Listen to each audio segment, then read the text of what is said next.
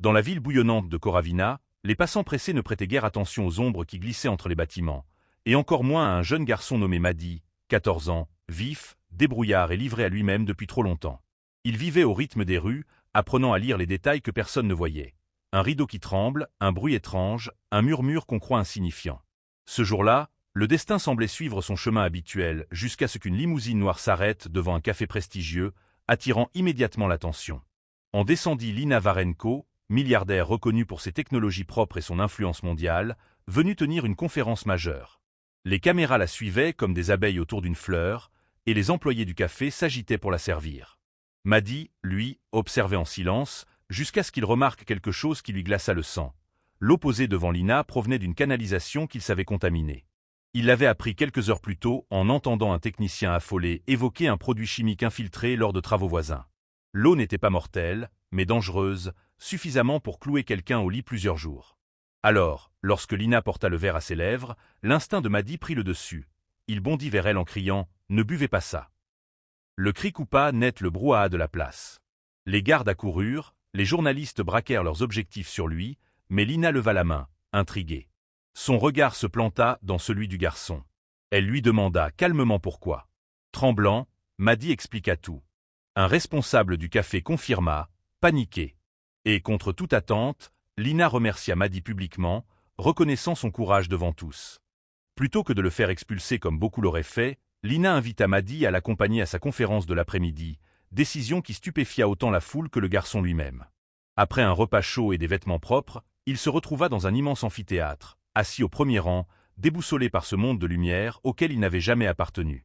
Lorsque la conférence commença, Lina parla de lui avec une sincérité désarmante.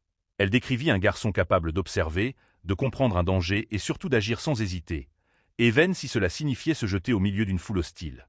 Elle lui demanda ensuite de monter sur scène.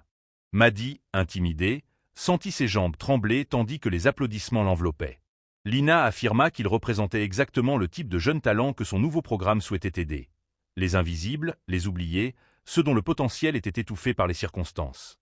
Elle annonça publiquement que Madi serait intégré immédiatement dans ce projet. Logement temporaire, mentorat, éducation, accompagnement psychologique, suivi professionnel.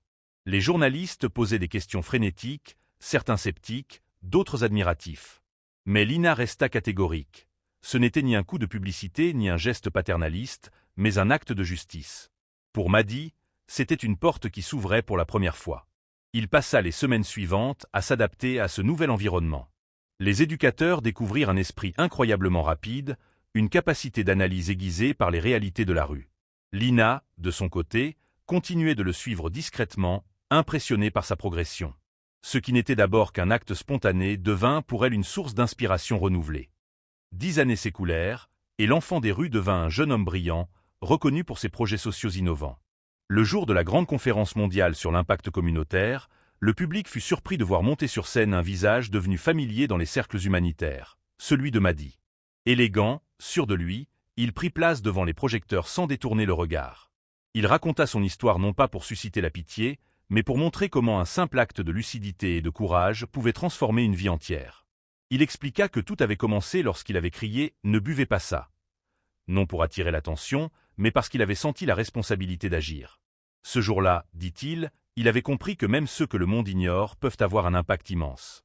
Aujourd'hui, il dirigeait une organisation internationale destinée à identifier des jeunes marginalisés possédant un potentiel exceptionnel et à leur offrir les mêmes chances que celles qu'on lui avait offertes.